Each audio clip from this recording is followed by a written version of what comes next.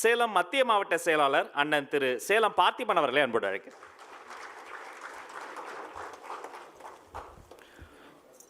தீர்மானம் 3, விவசாயிகளின் போராட்டத்திற்கு எதிரான அரசின் அதிகார மீறலை கண்டிக்கிறோம்.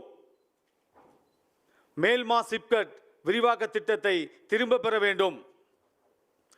திருவண்ணாமலை மாவட்டம் செய்யாறு தொகுதிக்கு உட்பட்ட மேல்மாவில் 11 கிராமங்கள் மற்றும் 2800 ஏக்கர் விவசாய நிலங்களை அழித்து மேற்கொள்ள முயலும் சிப்காட் தொழில்பேட்டை விரிவாக்கத்தை வன்மையாக கண்டிக்கிறோம்.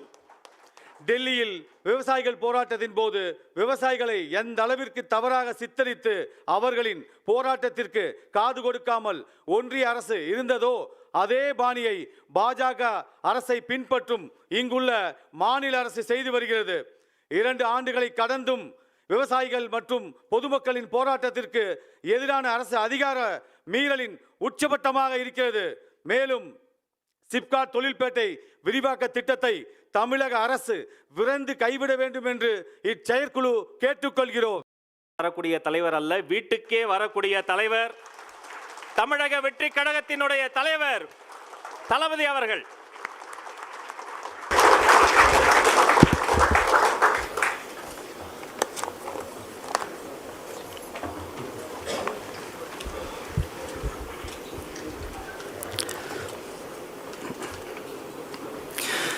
தீர்மானம் 2, கொள்கை எதிரிகள் மற்றும் பிளவுவாத சக்திகளுடன் என்றைக்கும் நேரடி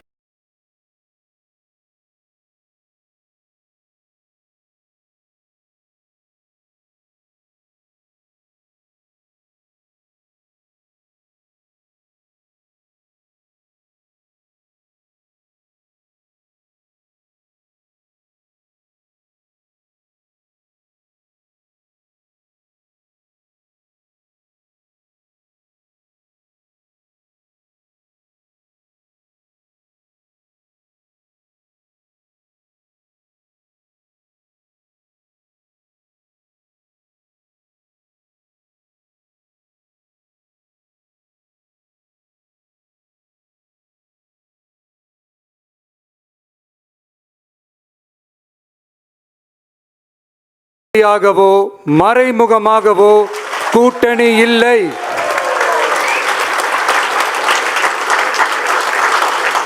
ஒன்றிய அளவில் மலிவான அரசியல் ஆதாயங்களுக்காக மக்களை மத ரீதியாக பிளவுபடுத்தி மக்களிடையே வேற்றுமையை விதைத்து அதில் குளிர்காய நினைக்கிறது பாஜக.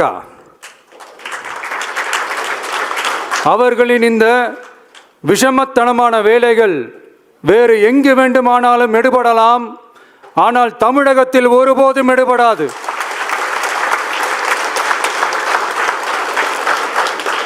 சமூக நீதியும் நல்லிணக்கமும் சகோதரத்துவமும் சமத்துவமும் ஆழமாய் வேரூன்றிய மண் இந்த தமிழ்நாட்டு மண்.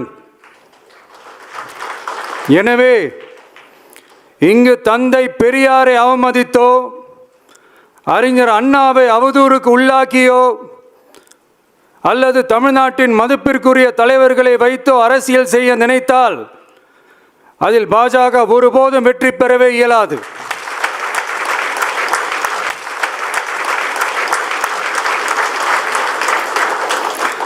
சுயநல அரசியல் லாபங்களுக்காக பாஜகவுடன் கூடி குழைந்து கூட்டணி போக திமுகவோ அதிமுகவோ இல்லை. நம் தமிழக வெற்றி கழகம்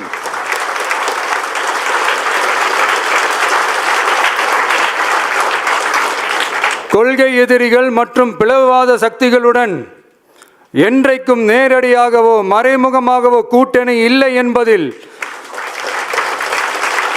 தமிழக வெற்றி கழகம் மிக உறுதியாக இருக்கிறது.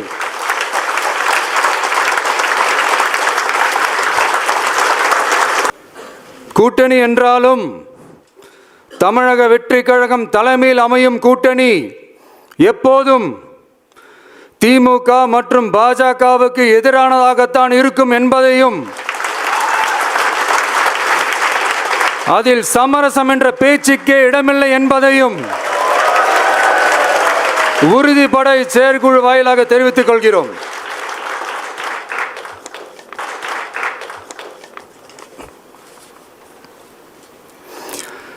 இது இறுதியான தீர்மானம் மட்டுமல்ல, உறுதியான தீர்மானம்.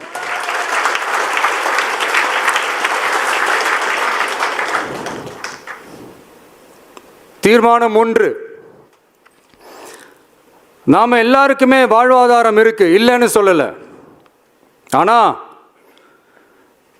நம்ம எல்லாரோட வாழ்வாதாரத்துக்கும் அடிப்படையா இருக்கிறது, கண்டிப்பா நாம விவசாயிகள் பக்கம் எப்பவும் நிற்போம் நிற்போம் நிற்போம், நின்னே தீருவோம். பரந்தூர் விமான நிலைய பிரச்சனை தொடர்பா தமிழ்நாடு முதலமைச்சர் மாண்புமிகு திரு மு.க. ஸ்டாலின் அவர்களுக்கு ஒரு கடிதம் எழுதியிருக்கிறோம். அதை நான் இங்க கொஞ்சம் படிச்சு காட்டுறேன். மாண்புமிகு தமிழ்நாடு முதலமைச்சர் அவர்களுக்கு வணக்கம். பரந்தூர் பகுதியில் விவசாய நிலங்களை அழிச்சிட்டு புது ஏர்போர்ட் கட்டுறதுக்கு எதிர்ப்பு தெரிவித்து அந்த பகுதியில் இருக்கிற பொதுமக்களும் விவசாயிகளும் வருஷ கணக்காக போராடிக்கிட்டு இருக்கிறாங்க.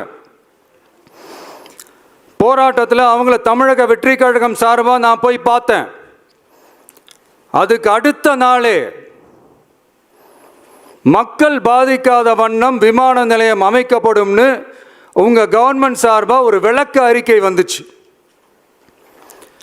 அந்த ஸ்டேட்மெண்ட்ல 1005 குடும்பங்கள் மட்டுமே பரந்தூரில் வசிப்பதால் விமான நிலையம் வந்தா பெரிய பாதிப்பு இருக்காதுன்ற மாதிரி சொல்லியிருந்தாங்க. மக்கள் பாதிக்காத வண்ணம்னா என்னங்க சார்? ஒன்று, அந்த இடத்துல ஏர்போர்ட் வருதுன்னு சொல்லணும், இல்லை அந்த இடத்துல ஏர்போர்ட் வராதுன்னு சொல்லணும். ரெண்டுமே அந்த அறிக்கையில் இல்லை. வெறும் 1005 குடும்பங்கள்னா உங்களுக்கு அவ்வளவு சாதாரணமா போச்சா சிஎம் சார்?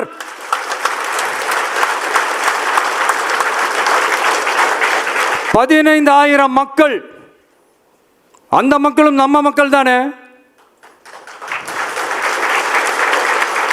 ஏன் அந்த அக்கறையோ அந்த மனிதாபிமானமோ உங்ககிட்ட இல்லை? எதிர்கட்சியா இருந்தா மட்டும்தான் மக்கள் மேல உங்களுக்கு அக்கறை இருக்குமா?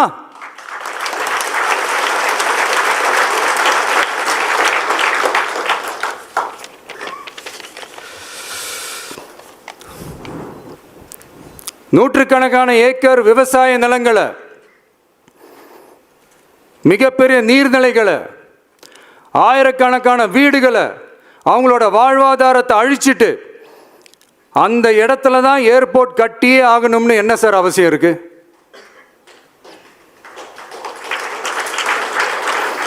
அப்புறம் எப்படி சார் நீங்க உங்களை மக்களின் முதல்வர்னு நான் கூசாம சொல்றீங்க?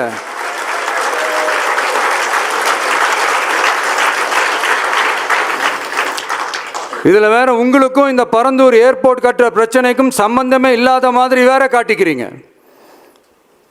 ஆனா ஏர்போர்ட்டுக்காக பரந்தூரை பரிந்துரை செஞ்சதே உங்க கவர்மெண்ட் தான்னு ஒன்றிய விமான போக்குவரத்து துறை அமைச்சர் சில மாதங்களுக்கு முன்னாடி சென்னை வந்திருந்தப்போ சொன்னார். அதுக்கும் உங்ககிட்ட இருந்த எந்த பதிலும் இல்லை. இந்த சூழ்நிலையில் பரந்தூர் விமான நிலைய பணிகளுக்காக விவசாய நிலங்களை கையகப்படுத்த கடந்த 25/6/2025 அன்னைக்கு உங்க கவர்மெண்ட் தான் அரசாணை பிறப்பிச்சிருக்கு.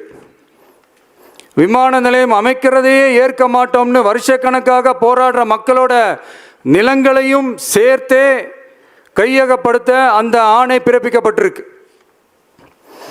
விவசாயிகளோட கண்ணீரை துடைக்க வேண்டிய தமிழ்நாடு அரசு அவங்களோட கண்ணில் குத்துறதாகவே இருக்கு இந்த ஜிஓ. இதெல்லாம் உங்களுக்கு தெரிஞ்சுதான் நடக்குதா?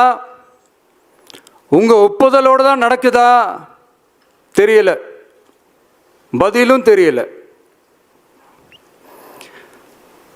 பரந்தூர் மக்களை இது வரைக்கும் நீங்கள் ஏன் சந்திக்கலைன்னு கேட்டால் அதுக்கும் பதில் இல்லை.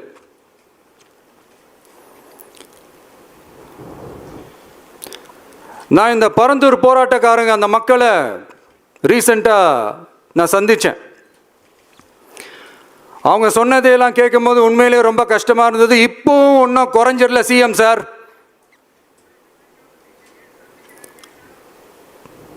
சாதி மதம் கடந்து தங்களோட குடியிருப்புகளை, விவசாய பூமியை, வாழ்வாதாரத்தை, நீர்நிலைகளை காப்பாற்ற ஒன்னா நின்று போராடிக்கிட்டு இருக்கிற பரந்தூர் பகுதி விவசாய பெருங்குடி மக்களை தயவு செஞ்சு நீங்க நேரில் சந்திச்சு பேசுங்க.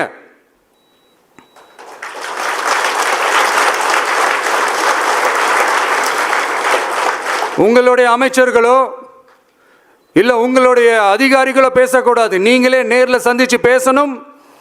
அந்த இடத்துல விமான நிலையம் வராதுன்ற உத்தரவாதத்தை அவங்களுக்கு நீங்க கொடுக்கணும்.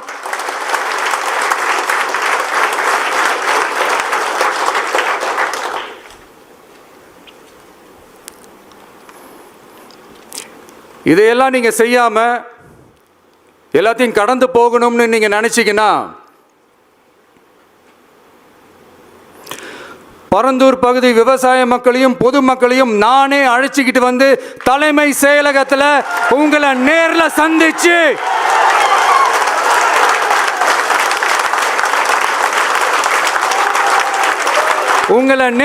சந்திச்சு முறையிடுற நிலைமை உண்டாகும். அப்படி ஒரு சூழலை நீங்க உருவாக்க மாட்டீங்கன்னு நான் நம்புறேன். அதையும் மீறி அப்படி ஒரு சூழல் வந்துச்சுன்னா நான் ஃபேஸ் பண்ண தயாரா இருக்கேன்.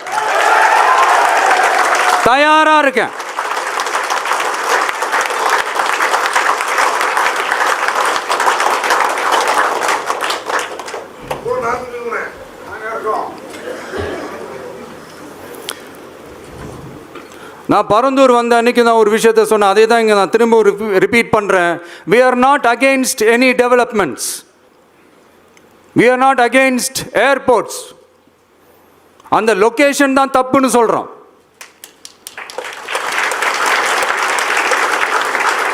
இதை நாங்கள் மட்டும் சொல்லலை, ஏவியேஷன் சேஃப்டி எக்ஸ்பர்ட்ஸ் மென்ஷன் பண்ணியிருக்கிறாங்க.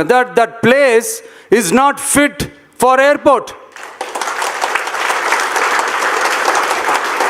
பைலட்ஸ் அங்கே ஏர்கிராஃப்டை லேண்ட் பண்ணுறதுக்கு they might face a lot of problemsன்றது கூட அதில் மென்ஷன் பண்ணியிருக்கிறாங்க. அது மட்டும் இல்லை, அந்த வாட்டர் பாடிஸை அழித்து அதுக்கு மேலே ஏர்போர்ட், அந்த பில்டிங்ஸ், அந்த ரன்வேஸ் இதெல்லாம் வந்ததுக்கு அப்புறம் ஒரு மழைக்காலமோ இல்லை ஒரு floods டைம்லையோ the whole Chennai city will be flooded.